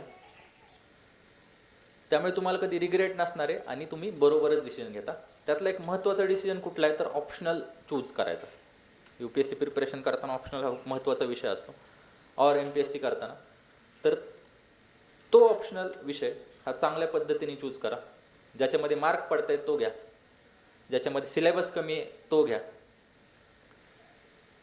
इंटरेस्ट असेल तो घ्या. आणि ही गोष्ट मला खूप डे ड्रीमिंग वाटते की फर्स्ट अटेम्प्टमध्ये मी एक्झाम क्लिअर करणारच. मी ऑब्व्हियसली कॉन्फिडन्स असावा एक्झाम क्लिअर करायचा. फर्स्ट अटेम्प्ट द्यायच्या आधी सगळ्यांचाच असतो, माझा पण होता. पण सर्कमस्टन्सेस असे असतात की काही गोष्टी तुमच्या हाताबाहेरच्या असतात. कॉम्पिटिशन खूप वाढलेली आहे, एक्झामचं स्वरूप बदललेलं आहे. तर त्या गोष्टींवरती पण तुम्ही भर दिला पाहिजे. दुसरी गोष्ट असं आहे की नॅरो फोकस ठेवू नका तुमचा. एक्झाम एके एक्झाम असं नका ठेवू. एक्झामचं स्वरूप पोस्ट कोविड-19 खूप बदललेलं आहे. इंटरव्ह्यूमध्ये खूप कमी मार्क दिले जातात जर तुमचं बाकी काहीच नसेल. तुम्ही कॉलेज सोडल्यानंतर फक्त प्रिपरेशन करत असाल तर ते जरा एक निगेटिव्ह फॅक्टर म्हणून बघितलं जातं. जर तुम्ही साईड बाय साईड जॉब करत असाल और कुठल्या तरी NGOशी रिलेटेड असाल तर असे कामं खूप फायद्याचे ठरतात. ते तुमच्या डॅफमध्ये भरण्यासाठी पण काय फायद्याचे ठरतात, तुम्हाला इंटरव्ह्यूमध्ये बोलण्यासाठी पण फायद्याचे ठरतात. आणि ओव्हरऑल तुमचं मेन्सचं जे आन्सर रायटिंग आहे त्याच्यामध्ये एक्सपिरियन्शियल लर्निंग हा खूप महत्त्वाचा भाग असतो, त्याच्यामध्ये पण फायद्याचे ठरतात. तिसरी एक गोष्ट जी मी चूक सुरुवातीला केली, जी की रायटिंग प्रॅक्टिस असणं. मी आन्सर रायटिंगबद्दल बोलत नाही आहे, मी इन जनरल रायटिंगबद्दल बोलतोय. लिखाणाची सवय असू द्या. तुम्हाला कुठल्या पण विषयावरती इन जनरल लिहिता आलं पाहिजे, इररिस्पेक्टिव्ह ऑफ कुठल्या विषयाशी रिलेटेड आहे तो टॉपिक, काही फरक नाही पडत, तुम्हाला लिहिता आलं पाहिजे. लिखाणासाठी तुमचं वाचन तेवढं वास्ट पाहिजे आणि वेगवेगळ्या फील्डशी रिलेटेड पाहिजे. आणि एक ओव्हरऑल जो बर्ड्स आय व्ह्यू म्हणतो आपण, तो प्रत्येक टॉपिक रिलेटेड तयार झाला पाहिजे. पुढची गोष्ट अशी आहे की मी जे सांगितलं तुम्हाला की ग्राइंड करायची कॅपॅसिटी असते ना आपल्याला, 11वी-12वीत सगळ्यांना माहीत असतं, अरे मी खूप घासले आपण म्हणतो. तर ती घासायची सवय आहे ना, ती कॉलेज लाईफमध्ये कमी होऊन जाते. 4 वर्ष आपण हॉस्टेलवर निवांत बसलेलो असतो, सॅटर्डे सुट्टीच असते, संडेला मस्त नाश्ता करतो, नॉनव्हेज असतं मेसमध्ये, नॉनव्हेज खाऊन झालं की रूमवर जाऊन झोपतो. तर असे आपले 4 वर्ष जातात, जे की खूप चांगल्या पद्धतीने युटिलाइज करू शकतो, चांगल्या पद्धतीने एक चांगले हॅबिट्स डेव्हलप करू शकतो. तर अशा वर्षांमध्ये तुम्ही चांगले हॅबिट्स डेव्हलप करा, त्यामुळे तुमचं सिलेक्शन सोपं जाईल, लवकर होईल. आणि जरी सिलेक्शन नाही झालं काही अनसीन सर्कमस्टन्सेसमुळं, तरी पण लाईफमध्ये तुम्ही खूप चांगल्या पद्धतीने कुठंतरी फेअर करू शकाल असं मला वाटतं. पुढची गोष्ट अशी आहे की सगळ्यांनी एक नोट मेकिंग नावाचा जो खूप महत्त्वाचा पार्ट असतो प्रिपरेशनमधला, तो तुम्ही अकॅडमिक्समध्ये डेव्हलप करा. जे मी स्वतः केलं नाही. जसे ऑब्व्हियसली आजकालचे विद्यार्थी पण झेरॉक्स सेंटरचे नोट्स वापरत असतील, टॉपर्सचे नोट्स वापरत असतील, क्लासमध्ये मे बी कुणाची अटेंडन्स पण नसेल एवढी जास्त, तर त्या गोष्टी करू नका. स्वतःचे नोट्स स्वतः बनवा. नोट मेकिंग ही खूप महत्त्वाची स्किल आहे. तुम्ही कुठल्या पण फील्डमध्ये जावा, ती तुम्ही कॉलेज लाईफमध्येच आत्मसात करा. त्यामुळे तुमची जर्नी खूप सोपी राहील. ठीक आहे. पुढची गोष्ट म्हणजे प्लॅन बी और प्लॅन सी. जसे सर बोलले की प्लॅन बी और प्लॅन सी खूप महत्त्वाचं आहे. कारण की अशी एक वेळ येते की तुम्हाला एक्झाम क्लिअर होत नसते आणि तुमच्या समोर खूप डार्कनेस असतो. तुम्हाला असं वाटतं की अरे ह्याच्या पुढं मी काय करणार. मग त्यानंतर आपण डायव्हर्सिफाय करायला लागतो. पण ते डायव्हर्सिफाय करेपर्यंत आपण एवढे स्ट्रेसच्या अंडर गेलेलो असतो की आपल्याला दुसऱ्या गोष्टींमध्ये पण एक्सेल करायला जमत नाही. तर अशा वेळेस प्लॅन बी किंवा plan C, even Mahesh Bhagwat sir पण नेहमी सांगत असतात की प्लॅन बी और प्लॅन सी तयार असायला हवा. तुमचं अकॅडमिक्स नीट असेल तर तुमचा प्लॅन बी प्लॅन सी सेट असतो. तुम्ही मे बी जॉब करून प्रिपरेशन स्टार्ट करत असाल तर तुम्ही परत प्रायव्हेट जॉब जॉईन करू शकता कुठल्या तरी मित्राच्या रेफरलवरती. तर त्याच्यावरती पण फोकस करा. और खूप वेरिड एक्झाम्स असतात, नाबार्डचे एक्झाम्स असतात, RBIचे एक्झाम्स असतात. त्या खूप चांगल्या पद्धतीने तुम्हाला एक करिअर डेव्हलप करायला मदत करतात. तर त्या गोष्टींचा पण आत्तापासून विचार करायला हवा. त्याबद्दल CSATने पण काही लेक्चर्स किंवा सेशन्स घ्यावेत. त्यामुळे मुलांना आधीपासून एक आयडिया असेल की अरे हे नाही झालं तरी काय करायचं आपण लाईफमध्ये. पुढची गोष्ट मी असं सांगेल की UPSCला खोली बनवू नका. म्हणजे जे मगाशी मी सांगितलं की आपण खूप ग्लॅमर बघतो ऑफिसर्सच्या मागे, ह्या सगळ्या गोष्टी बघतो, तर ते फक्त लिमिटेड ऑफिसर्स सोबत असतं आणि त्यांची काम करायची पद्धत वेगळी असते. पण जे नॉन ग्लॅमरस असे पण ऑफिसर्स असतात ते पण खूप चांगल्या पद्धतीचं काम करतात. तर ते असं आहे की कुणाला माहिती आहे की पुण्यामध्ये 24 IAS ऑफिसर्स पोस्टेड आहेत. 24 इज अ ह्यूज नंबर. पण आपल्याला काय माहित असतं, कलेक्टर आणि म्युन्सिपल कमिशनर, त्याच्या पलीकडे आपलं विचार पण जात नाही. तर 24 IAS ऑफिसर्स वेगवेगळ्या रोलमध्ये पोस्टेड असतात आणि ते पण त्यांच्या वेरिड फील्ड्समध्ये चांगल्या पद्धतीने काम करत असतात. तर असं वर्क प्रोफाईल तुम्ही स्वतःचं डेव्हलप करू शकता सर्व्हिसेसमध्ये आल्यानंतर. आणि even non glamorous but better career तुम्ही एक्सप्लोअर करू शकता. पुढची गोष्ट अशी आहे, जे मी ग्राइंड करायची ॲबिलिटी जे बोललो त्याच्याबद्दल असं आहे की ऑप्शन तुमच्या एफर्ट्सला नाहीच आहे. तुम्ही एफर्ट्स टाकणं इज प्री रिक्विजिट. तुम्हाला एक्झाम क्लिअर करायचे, तुम्हाला एफर्ट्स टाकणं गरजेचंच आहे. एफर्ट्स टाकल्यानंतर समजेल की अरे तुमच्या सगळ्या गोष्टी जुळून आल्या तर क्लिअर होणार, नाही जुळून आल्या तर नाही होणार क्लिअर. तर एफर्ट्स आर प्री रिक्विजिट. माझ्या फोनमध्ये पण वॉलपेपर नेहमी असतो. मी स्वतःचंच कोट एक तयार केलेलं, ते म्हणजे you achieve what your efforts deserve. तुमचे एफर्ट्स ह्या लेवलचे असले पाहिजेत की तुम्ही सक्सेसला डिझर्वच केलं पाहिजे. तर एफर्ट्स आर प्री रिक्विजिट. पुढची गोष्ट मी असं सांगेल की मेक गुड फ्रेंड्स. ह्याचा अर्थ असं होतं की फक्त तुमचे बॅचमेट्स नाही, फक्त तुमच्या प्रिपरेशन जर्नीमधले मित्र नका बनवू, तर वेगवेगळ्या फील्ड्समधले, वेगवेगळ्या करिअर ऑप्शन्स एक्सप्लोअर केलेले मित्र बनवा. आणि कॉलेज लाईफच अशी लाईफ असते जिथं तुम्हाला चांगल्या पद्धतीचे मित्र बनवता येतात. आणि मी स्वतःला फॉर्च्युनेट समजतो की मला खूप चांगल्या पद्धतीचे मित्र भेटले कॉलेजमध्ये. इवन माझे रूममेट्स असतील कॉलेजमधले, अजून पण आम्ही टचमध्ये असतो. आम्ही अजून पण ट्रिप्सला जातो. रिसेंटलीच आम्ही कुर्गला गेलेलो ट्रिपला. तर अशा गोष्टी तुम्हाला खूप फायद्याच्या ठरतात. स्ट्रेस मॅनेजमेंटला असेल, तुमचे करिअर ऑप्शन्स एक्सप्लोअर करायला असेल, तर मित्र खूप चांगल्या पद्धतीचे बनवा, जेणेकरून तुम्हाला खूप फायदा होईल. पुढची गोष्ट मी असं सांगेल की COAPची मे बी बऱ्याच वेळा असं होऊन जातं की कॉलेजमध्ये असतं त्यावेळेस तुम्हाला कॉलेजची व्हॅल्यू नसते. माझी पण तीच कंडिशन होती. मला असं वाटायचं अरे काय आपलंच कॉलेज आहे, त्यात काय असतं एवढं. पण ज्यावेळेस तुम्ही बाहेर पडता इथून त्यावेळेस तुम्हाला कळते की अरे COAP is a great thing. आपलं कॉलेज भारी आहे एवढं लक्षात ठेवा. पासआउट झालेलं तुम्हाला समजेल. म्हणजे कुठल्या पण फील्डमध्ये जावा, आपलं कॉलेज भारी आहे. एवढे सिलेक्शन्स होतात एक्झाम्समध्ये, नॉट ओन्ली UPSC, पण तुम्ही MBAला जरी केलं तरी MBAचे प्रत्येक महत्त्वाच्या कॉलेजमध्ये 5-6 लोक दरवर्षी असतात. तुम्ही MS ला गेला तरी ग्रुप्स असतात आणि त्यांचा सपोर्ट तुम्हाला होत राहतो. ठीक आहे. पुढची गोष्ट, एक स्ट्रेस मॅनेजमेंटसाठी मी सांगेल की मेडिटेशनची सवय लावा. मेडिटेशन म्हणजे आपल्याला कॉलेजमध्ये असताना असं वाटतं की अरे काय मी ओम म्हणत बसायचं. तर मेडिटेशन हे स्ट्रेस रिलीफसाठी खूप महत्त्वाचं आहे. आणि तुमची जर्नी जर चांगली बनवायची असेल, तुम्हाला स्ट्रेस फ्री बनवायची असेल, तर मेडिटेशन महत्त्वाचं आहे. तर मेडिटेशनची सवय लावा. पुढचं असं आहे की हॉबीज डेव्हलपमेंट खूप चांगल्या पद्धतीचे करा. कारण की बऱ्याच वेळा इंटरव्ह्यूला गेल्यावर आपल्याला प्रश्न पडतो की मी अरे हॉबी काय भरू फॉर्ममध्ये. तर खूप व्हेरीड अमाऊंट ऑफ क्लब्स आहेत आपल्या इकडे. स्पोर्ट्स अवेलेबल आहेत, आर्ट अवेलेबल आहे, CSAC सारखे क्लब्स आहेत. तर तुमचं एक प्रोफाईल खूप चांगलं बनलं पाहिजे.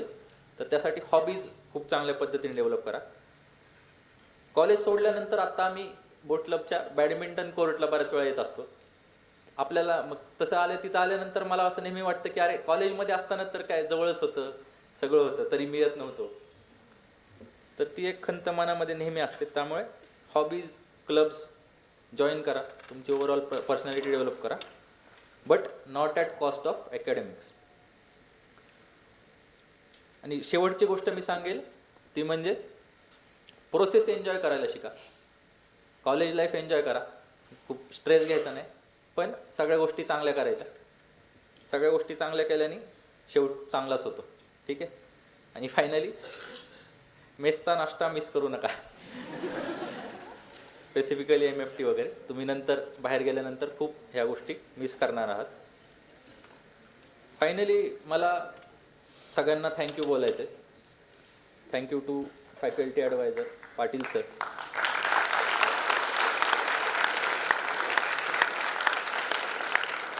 आपले सेक्रेटरी अथर्व, तुम्ही सगळे इथे आलात माझी जर्नी ऐकण्यासाठी. तुम्हाला पण थँक्स. सोबतच माझे फॅमिली मेंबर्स, माझे फ्रेंड्स, त्यांना पण मला थँक्यू बोलायचे. ह्यानी काय होतं की तुम्ही ग्रेटफुल राहता. जे भेटलं आहे त्याला ग्रेटफुल नेहमी राहिलं पाहिजे.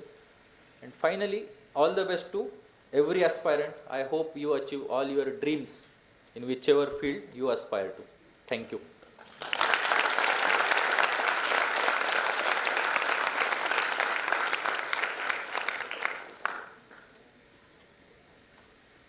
धन्यवाद सर. आपले मोलाचे मार्गदर्शन आम्हाला पुढील काळात नक्कीच उपयोगी राहील. College academics, extra curricular activities, job, UPSCचा अभ्यास, सर्व्हिस कंडिशन, सेल्फ ॲनालिसिस आणि सेल्फ ॲनालिसिस करण्याची काय गरज आहे, तसेच कितीही अपयश आलं तरी न खचता प्रयत्न करत राहणे, ही गोष्ट आपल्याला सरांच्या मार्गदर्शनातून कळाली. थोडक्यात सांगायचे सरांच्या प्रवासाबद्दल तर, विझलो आज जरी मी हा माझा अंत नाही, पेटेन उद्या नव्याने हे सामर्थ्य नाशवंत नाही, येथील वादे खेळतेल टुपान तरी वाट चालतो, अडथळ्यांना अडथळून मागे फिरणे पावलांना पसंत नाही, पावलांना पसंत नाही.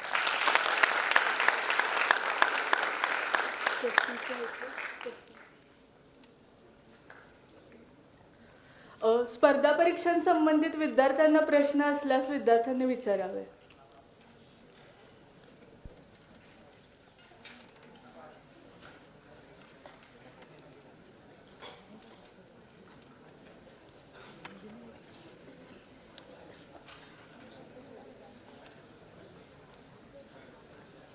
माझाच प्रश्न आहे पालक की जेव्हा कॉम्प्युटर एक्झामिनेशन देतात, त्याचे माझे काही मित्रांची मुलं आहेत ज्यांनी की IITs मधनं BTech कोर्स केला आहे, IAS वगैरे UPSC वगैरे असे स्वप्न, पण प्लॅन ए मोस्टली म्हणजे only 2-5% chance, so mostly I will focus plan B.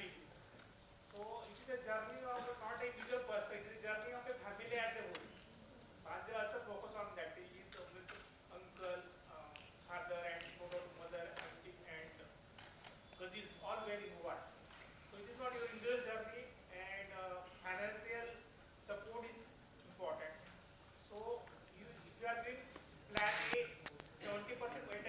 plan B should be given 20%, plan C 10%. So he's saying that the main exam is in English one.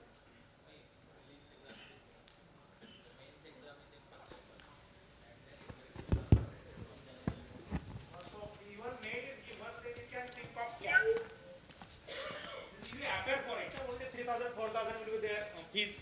You are living in Pune or Delhi, so you can appear. So simultaneously you can think of appearing CAT. Even state CD, Jamnagar Boys College, use you package of 20, 25, 30 lakhs. Focus on finance also. So these are the inputs from my friends, means son and daughter, to opted for UPSC, IS, etc. and then shifted to MB. My own son completed CA final in first attempt. We were lucky for that. But I kept myself prepared because his CPT score was 162. Negative marking means he may have got admission in some branch in civil, some branch in COB. I presume that means instrument होगा, production में होगा, civil में होगा, not that he may have got admission in computer.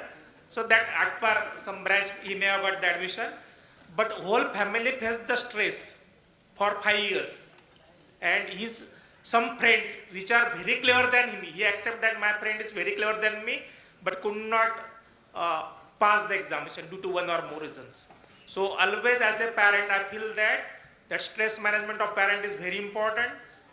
Your parents are feeling that my son is a student of COP, lot of expectations, especially civil students. I bother much more because only 15-20 are selected in campus, and that don't continue service more than 1-2 years.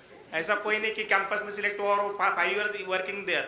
After 1-2-3 years they are leaving that. So that is just temporary provision. So from that point of view, plan A, plan B, plan C, तो आप you can think of CAT or maybe GRE, TOEFL, etc. Other inputs will be given by Pranjal sir. Definitely, sir. The plan B and plan C, as I told, are definitely important. For stress management also, for better career growth also, because after 3 to 4 years in civil services preparation, or if you are dedicatedly preparing for civil services, a person becomes redundant for any other job. So that happens. So along with me, you might have seen Shashikant Vibhuti sir from 2010 batch COAP. So this was his last attempt, and finally he got selected. But just imagine the stress which he might have went through during the preparation, because it was his last attempt. His age was around 34, and he had nothing in his hand. So to handle that amount of stress, you need plan B or plan C, right? Some are fortunate to get selected, but it's not the case with everyone.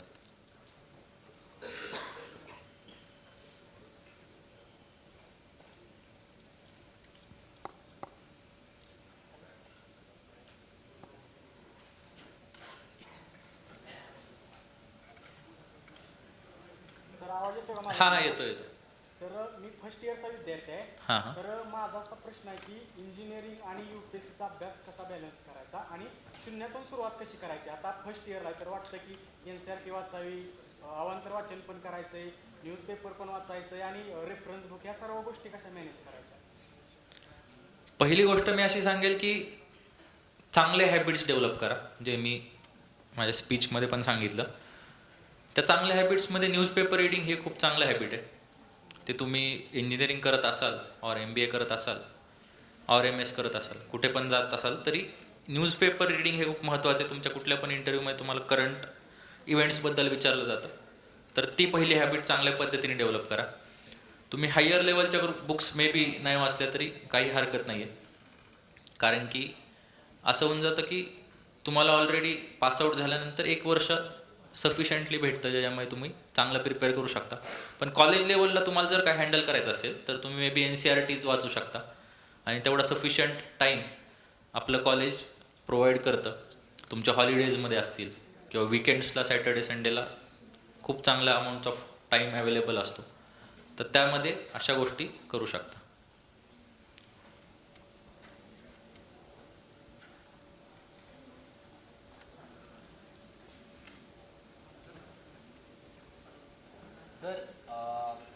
Self ॲनालिसिसवर कसं work करायचं? तर self analysis किंवा knowing दाय self हे खूप महत्त्वाचा भाग आहे तुमच्या प्रिपरेशनमधला. तर सेल्फ ॲनालिसिसवर मी एक मेथड किंवा एक पद्धतीने वर्क केलं होतं. ते म्हणजे एक रिफ्लेक्टिव्ह रायटिंग नावाची हॉबी डेव्हलप केली मी.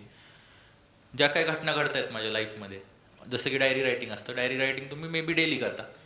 रिफ्लेक्टिव्ह रायटिंग असं असतं की महत्त्वाच्या घटना आहेत त्याच्याबद्दल ॲनालिसिस करणं.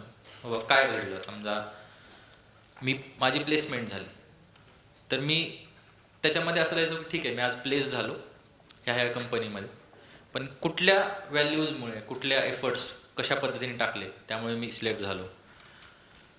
त्याच्यामध्ये अजून काय केलं असतं त्यामुळे मी दुसऱ्या कंपनीमध्ये, चांगल्या पॅकेज असलेल्या कंपनीमध्ये सिलेक्ट झालो असतो. तर ह्या गोष्टी, अशा हॅबिट्स डेव्हलप केल्यामुळे तुम्ही सेल्फ ॲनालिसिस किंवा नोईंग दाय सेल्फ हे जे हॅबिट आहे ते चांगल्या पद्धतीने डेव्हलप करू शकता. थँक्यू.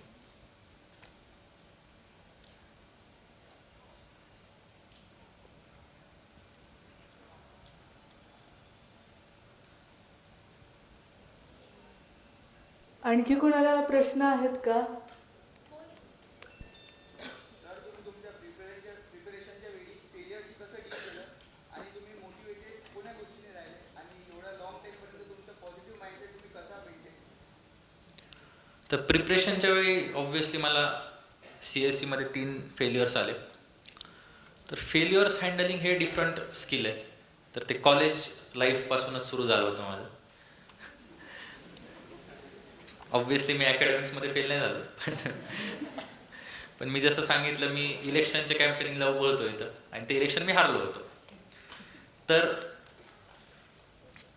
अशा गोष्टींमध्ये फेल्युअर येतं ज्यावेळेस तुम्हाला, त्यावेळेस तुम्हाला एक ॲस्पिरेशन असतं, ते तुम्ही अचीव नाही केलं तर तुम्ही एकदम मेंटली थोडेसे डाऊन होऊन जाता. तुम्हाला असं वाटतं की अरे ह्याच्यानंतर काय करायचं.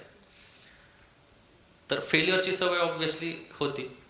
तर फेल्युअरची सवय ह्याच्यामुळे लागली कारण की मी बऱ्याच गोष्टी ट्राय करायचो लाईफमध्ये. तर फेल्युअरची सवय त्यामुळेच होती, ज्यावेळेस तुम्ही बऱ्याच गोष्टी ट्राय करता त्याच्यामधले काही गोष्टींमध्ये सक्सेस मिळतं तुम्हाला, काही गोष्टींमध्ये फेल्युअर येतं. आणि तीच सवय पुढे पण मला फायद्याची ठरली. दुसरा प्रश्न काय होता तुमचा? तुम्ही मोटिवेट कसं कोण्या गोष्टीने झाले होते आणि तुम्ही पॉझिटिव्ह माइंडसेट कसा मेंटेन केला एवढे लॉंग पिरियड? तर मोटिवेशनसाठी बरेच फॅक्टर्स कामाला आले मला. पहिली गोष्ट जे चांगले मित्र बनवा तुम्हाला सांगितले ना, तर ते मित्र तुमच्या फेल्युअर्समध्ये तुम्हाला नेहमी कामाला येतात. दुसरी गोष्ट अशी आहे की तुमच्या मित्रांसोबतच तुमचे फॅमिली मेंबरसोबतचे रिलेशन्स असतात ना, ते खूप महत्त्वाचे असतात. आजकाल तुमची जनरेशनला जेन झी असं म्हणतात, आम्ही मिलेनियल्स आहे, तुम्ही जेन झी आहात. तर आजकालच्या जेन झीचा जनरली पेरेंट्ससोबत कनेक्ट नसतो. सरांसोबत बोलताना पण आम्ही बोलत होतो की आजकालचे पेरेंट्स आणि सनचे कसे रिलेशन्स बदललेले आहेत. तर तो कनेक्ट चांगल्या पद्धतीचा असला पाहिजे. ऑब्व्हियसली पेरेंट्स पण एफर्ट्स घेत असतात, पण असं नाही झालं पाहिजे की विद्यार्थ्यांनी किंवा मुलांनी पण पेरेंट्सला इग्नोर केलं पाहिजे. तर फॅमिली रिलेशन चांगल्या पद्धतीने ठेवा, फ्रेंड्स चांगले बनवा, मेडिटेशन करा. मेडिटेशन केल्याने स्ट्रेस कमी होतो आणि तुम्ही ओव्हरऑल मोटिवेटेड राहता. ठीक आहे, thank you. Actually, it is yours day, students and our expert discussion. But even as a means a teacher and even completed MTech in IIT Bombay, means some environment and many of friends, son, daughters, they have gone through the stresses. So I want to share that. One of person who placed in a big four companies, PwC is a big four companies and got selected there. So he shared me that he faced 4 interviews. So easily they don't permit the people to get entered in such companies. So the question was, you are in Pune. So at this time, how many cars are in Pune Municipal Corporation limits? Give the number. So something you have to tell. If you will not answer, then again that is not correct. And then justify it. So naturally, we will be expert in say commerce, finance, etc. or engineering. We expert like that. So he told that with such a interviews or interaction with seniors, we should answer that presently there may be, what is population, say 60 lakh, 40 lakhs. So out of that 4-member family, so on that we can find out families, and then roughly say 10% families of car, and out of that 50% car may be on the road. Some logic we have to take. Or we can check with the RTO registration in Pune. We can take the image of satellite image. From that image we can find out. So we have to give the answer, which will not be exactly correct, not possible for even to God to answer, but support with logic. So that habit is to be developed. So the person who gave this answer, he interacted with expert in different CAs, then PwC people, Deloitte people, all big 4 companies, and with that views were developed. So in short, our seniors, juniors, expert, so we have to keep interaction with all, then that views are developed. Otherwise it is difficult. Now Pranjal sir also mentioned that he answered logically, and that give him that committee feel that he was involved in extracurricular activities. So he was feeling I will get less marks, but he got more marks because that truth came into picture that he was involved in extracurricular activities, though his CGPA was less. So naturally we have to do justice with our personality. Now what happens in COP, being autonomous institute, same teacher teaches, takes exams, test 1, test 2, end semester, many times students are happy that assignments are given, but assignments are tough if they are individuals. In Western University, every assignment is different, so you cannot copy paste from others. You have to solve on your own, then more development takes place. So as Pranjal sir has mentioned, that enjoy the study, whatever fashion teachers are teaching, devote more time, so that thought process will be helpful to you in future. So likewise, you will be interacted with many peoples, and then your today you are less correct, tomorrow you will become more correct, and that process continues up to our death.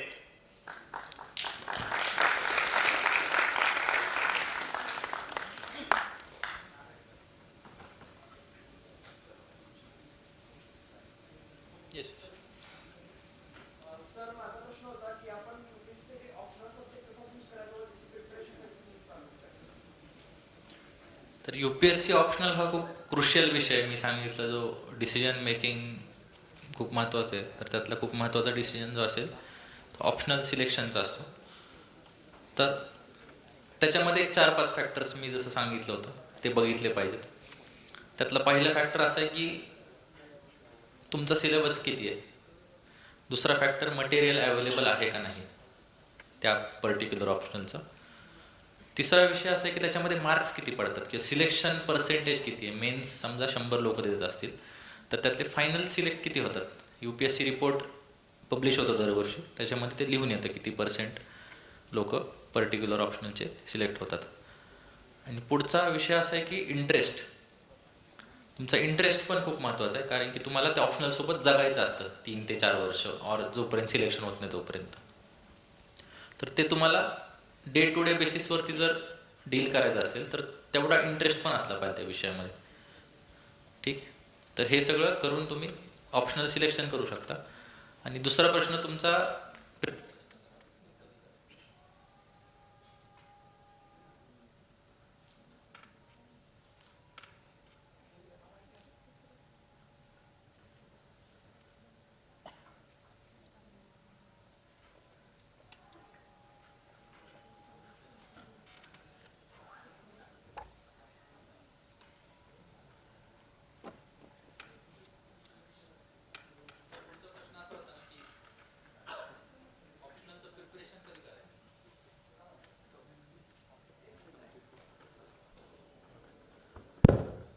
तुमचा असा प्रश्न होता की ऑप्शनलचं preparation कधीपासून सुरू करायचं. तर ऑप्शनलचं preparation मी तरी तुम्हाला लगेच स्टार्ट करायला नाही रिकमेंड करणार. याचं कारण असं आहे की तुमचं एक फाउंडेशन बिल्ड झालं पाहिजे, बेस बिल्ड झाला पाहिजे. ऑप्शनल जनरली PG लेवलचा एक्सपर्टीज एक्सपेक्ट करतात प्रत्येक विषयामध्ये. म्हणजे ते असं होऊन जातं, जर तुमचा पॉलिटिकल सायन्स ऑप्शनल असेल तर MA लेवलचा अभ्यास करायची गरज असते. गिवन की तुम्ही कॉलेजमध्ये आहात तर तुम्ही कॉलेजचा अभ्यास नीट करा सुरुवातीला. आणि जसं तुम्ही एक फाउंडेशन बिल्ड कराल NCERTs वाचून और बेसिक बुक्स वाचून, त्याच्यानंतर तुम्ही ऑप्शनलचं कोचिंग जॉईन करू शकता. ते ऑप्शनलचं कोचिंग केल्यानंतर मग maybe test series join करून मग एक परफेक्ट वेनी ऑप्शनल प्रिपेअर करू शकता. ठीक आहे, थँक्यू. येस.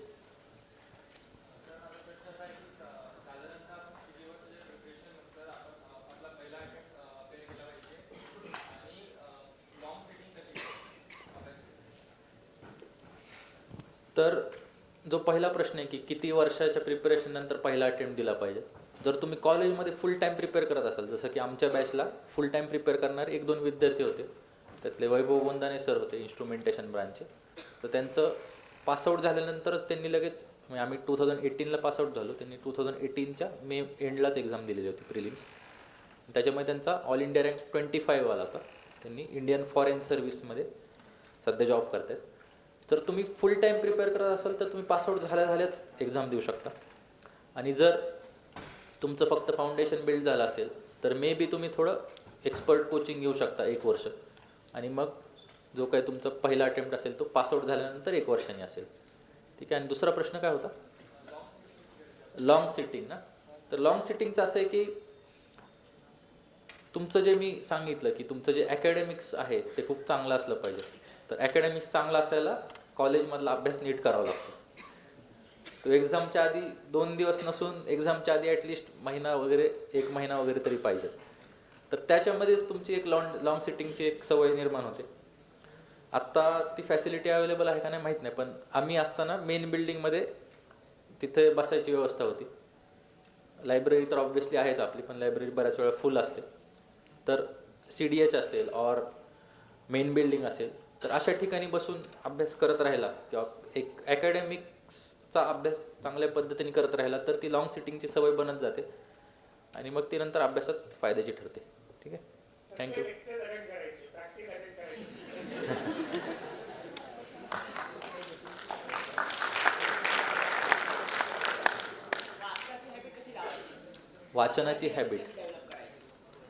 वाचनाची हॅबिट डेव्हलप करत असताना अडचणी मी डिस्कस करेल पहिल्यांदा. अडचणी अशा येतात की आपल्याला सगळे पुस्तकं बोर वाटायला लागतात. तर एकदम हलके फुलके पुस्तकं मे बी तुमच्या मदर टंग मधले मराठीतले वगैरे तुम्ही वाचू शकता. खूप चांगले रायटर्स आहेत मराठीमध्ये, तिथून तुम्ही एक चांगली रीडिंग हॅबिट डेव्हलप करू शकता. त्याच्यानंतर मग तुम्ही मे बी फिलॉसॉफिकल लेवलचे पुस्तकं वाचू शकता. खूप सायंटिफिक पुस्तकं पण खूप चांगले येतात आजकाल. अशा पद्धतीने एक स्टेप अप करत गेला तुम्ही तर मग एक चांगली वाचनाची हॅबिट डेव्हलप होते. पण स्टार्ट विथ सिम्पल आणि एक इंटरेस्टिंग बुक्स असतात जे. न्यूजपेपर रिडिंग, हो, न्यूजपेपर रिडिंगचा पण खूप प्रॉब्लेम असतो विद्यार्थ्यांना. तर ऑब्व्हियसली इंग्लिश न्यूजपेपर वाचा UPSC देत असाल तर. पण ते इंडियन एक्सप्रेस और द हिंदू वाचा. पण त्याच्यामध्ये असं होतं की एडिटोरियल समजत नाहीत बऱ्याच विद्यार्थ्यांना सुरुवातीला. तर ते कसे वाचले पाहिजेत? तर एडिटोरियलवरती सुरुवातीला एडिटोरियल मे बी तुम्ही 1 महिनाभर वाचूच नका. मी म्हणेल तुम्ही जे लोकल न्यूज आहेत, तर पुणे म्युन्सिपल एरियामधले न्यूज असतात इंडियन एक्सप्रेसमध्ये.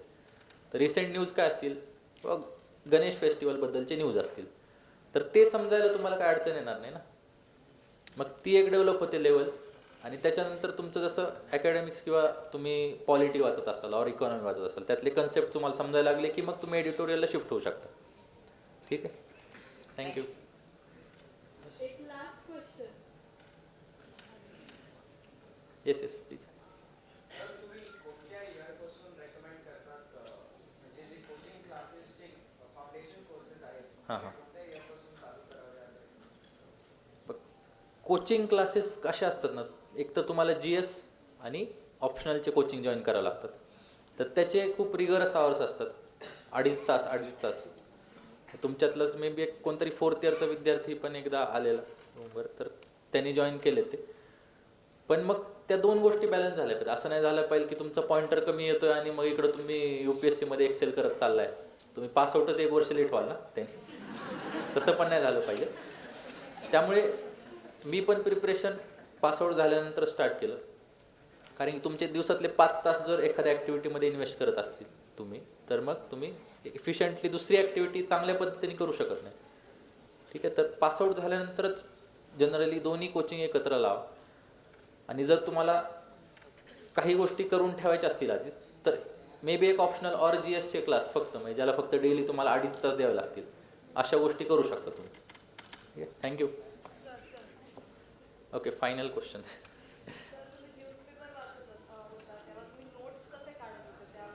न्यूजपेपरचे नोट्स का? तर हे मला असं वाटतं की काही टॉपर्स करत असतात. मी याला मिथ नाही म्हणणार, पण काही टॉपर्स न्यूजपेपरचे नोट्स काढतात, त्याचा मे बी त्यांना फायदा होतो. पण मी पर्टिक्युलरली न्यूजपेपरचे नोट्स काढणं कधी प्रेफर केलं नाही. कारण की तुम्हाला जर एखादे क्लासेस, विजन IAS असेल और वाजीराम असेल और कुठलेही क्लासेस, तुम्हाला रेडीमेड मंथली बुकलेट देत असेल सिलेबस वाईज सॉर्ट करून, तर तुम्ही स्वतः पर्टिक्युलर न्यूजपेपरचे नोट्स काढण्यात एफर्ट नका वाया घालू.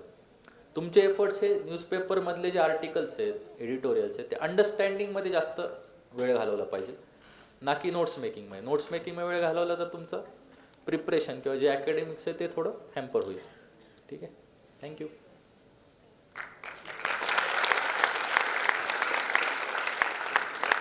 सर्वात महत्त्वाचं आजकालची जनरेशन मोबाईलवर वाचते.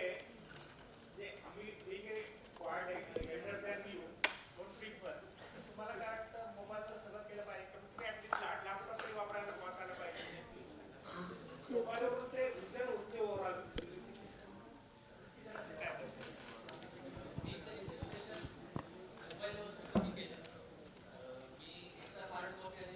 प्रेफर करायचो. मी सुरुवातीला हार्ड कॉपी प्रेफर करायचो न्यूजपेपरचा, आणि नंतर मग मी सेकंड अटेम्प्ट असताना iPad घेतला, टॅब घेतला, तर त्याच्यावरती मोठी स्क्रीन असते, तर एक बेटर विजिबिलिटी असते, अंडरस्टँडिंगला बेटर पडतं. तर मे बी तसं प्रेफर करू शकता. न्यूजपेपर जर फोनवर वाचायचं म्हणलं की ते खूप अवघड जातं, छोटी स्क्रीन असते, वेळ जास्त जातो. ठीक आहे, थोडं CSATचे सगळ्यांचे स्पेक दिसत आहेत, ते कमी व्हायला म्हणजे वाढायला नकोत कमीत कमी. Yes yes, definitely sir. Mobile विसरून टाकावा. मी CSAC club secretary Atharva Bhagwat याला आभार प्रदर्शन करण्यासाठी आमंत्रित करते.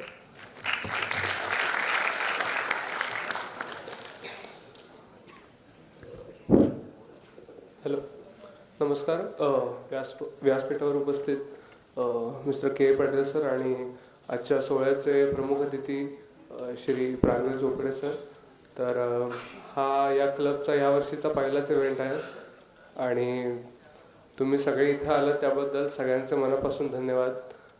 सरांनी वेळात वेळ काढून त्यांची उपस्थिती दर्शवली आणि व्यावहारिक दृष्टिकोनातून त्यांनी त्यांचे एक्सपिरियन्स मांडले आणि आपल्या सगळ्यांना एक म्हणजे एक्सपेक्टेड वेने गाईड केलं, तर त्याबद्दल त्यांचेही खूप खूप आभार.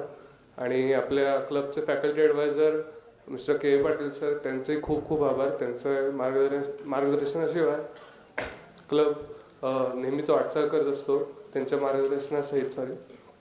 आणि आपली CSACची पूर्ण team, core team, technical team आणि सर्वांचे मी आभार मानतो आणि हा कार्यक्रम इथे संपला हे जाहीर करतो. धन्यवाद.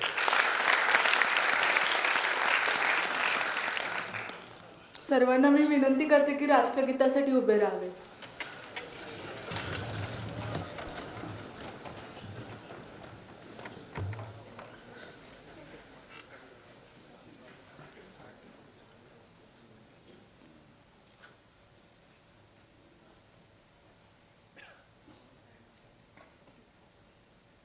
जनगण मन अधिनायक जय हे भारत भाग्य विधाता.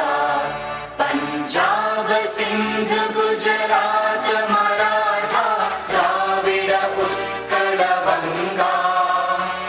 विंध्य हिमाचल यमुना गंगा उच्चल जलधि तरंगा. तव शुभ नामे जागे, तव शुभ आशीष मांगे.